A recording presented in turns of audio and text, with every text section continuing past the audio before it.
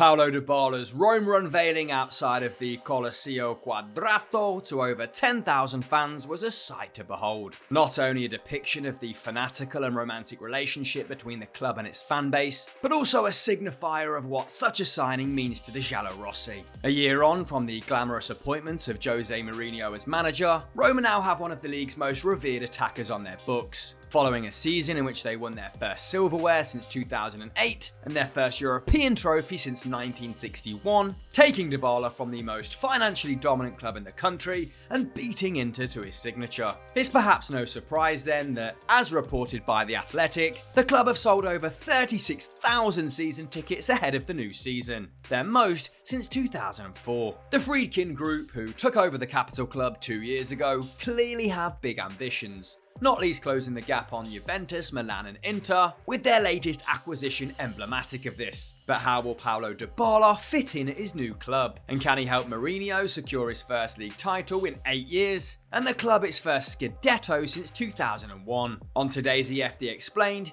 we're going to take a look. There is good reason for Roma fans to be excited about the signing of Paulo Dybala. Upon putting pen to paper, the Argentinian forward told reporters that, "I talked a lot with the director, with the coach and with the president. Knowing how this team is built, I didn't have many doubts." He also agreed a 3-year contract worth a reported 4.5 million euros plus 1.5 million euros in add-ons per year. A big reduction on the 10 million per season contract he was set to sign at Juventus in 2021. However, with Gazzetta dello Sport reporting the contract also has a release clause worth around 20 million euros, there's also a sense that if the club does not live up to Dybala's ambitions, if they fail to qualify for the Champions League, for example, then the mercurial forward has an easy route out. But if used correctly, he could have a transformative effect on the Roma attack. Given Tammy Abraham's exploits in front of goal last term, it's tempting to think that Mourinho doesn't have to worry too much when it comes to the forward line. And in fairness, his side ranked 3rd in Serie A last season for expected goals, marginally ahead of champions AC Milan.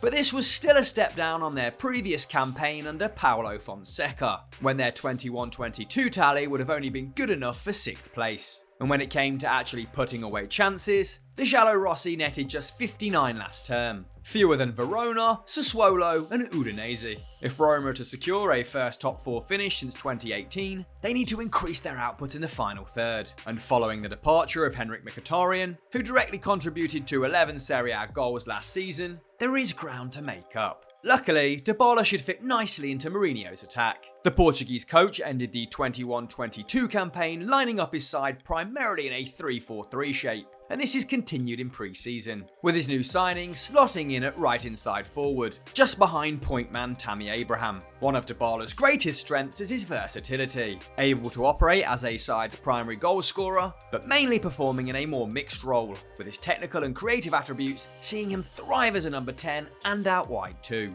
In his role on the right at Roma, he should have the freedom to drift into the centre and pick up wide positions, adding more variety to Mourinho's attack alongside the excellent Lorenzo Pellegrini. Pellegrini and Dybala actually profiled quite similarly last term, with the Italian averaging 0.51 non-penalty expected goals and assists per 90 to the Argentines' 0.45. As well as being Abraham's main providers, the pair should complement each other nicely. Whereas Pellegrini was more creative last term, making 2.7 key passes per 90 to Dybala's 1.7, the former Juve man was a more active ball player in build-up, completing 40 passes a match to Pellegrini's 30.7, also completing a greater percentage of his passes too. Impressive considering that Dybala was also clocking up more progressive passes. While he was picking up possession in deeper areas and bursting into the box less often last term than in previous campaigns, Dybala's passing numbers have always been pretty consistent, while his 4.3 shots per 90 was a career best. The worry for Mourinho is the fact his creative and ball-carrying stats declined as a result, while he also took a higher percentage of his shots from outside the box than ever before. It's a given that he'll need to do a fair amount of defensive work, with Mkhitaryan and Pellegrini both averaging over 18 pressures and around 3 tackles and interceptions per 90. But if the coach wants to get the best out of him, keeping him in the opposition third as much as possible is imperative. In Dybala's final 2 seasons at Juve, the Bianconeri's output was hindered by a disjointed midfield, with Adrien Rabiot failing to find the form that made him such a talent at PSG, Weston McKennie performing an unorthodox role, and Arta barely featuring. By comparison, Roma were much more settled in the centre of the park last term, with Jordan Veretout and Brian Cristante sharing over 5,000 minutes of league action between them, and Sergio Oliveira also impressing after his January loan from Porto. Oliveira is now at Galatasaray, but with the arrival of veteran Nemanja Matic, who has been signed by Mourinho for a third time, they've added experience and defensive nous to the midfield too. And with Gini Wijnaldum set to come in from PSG,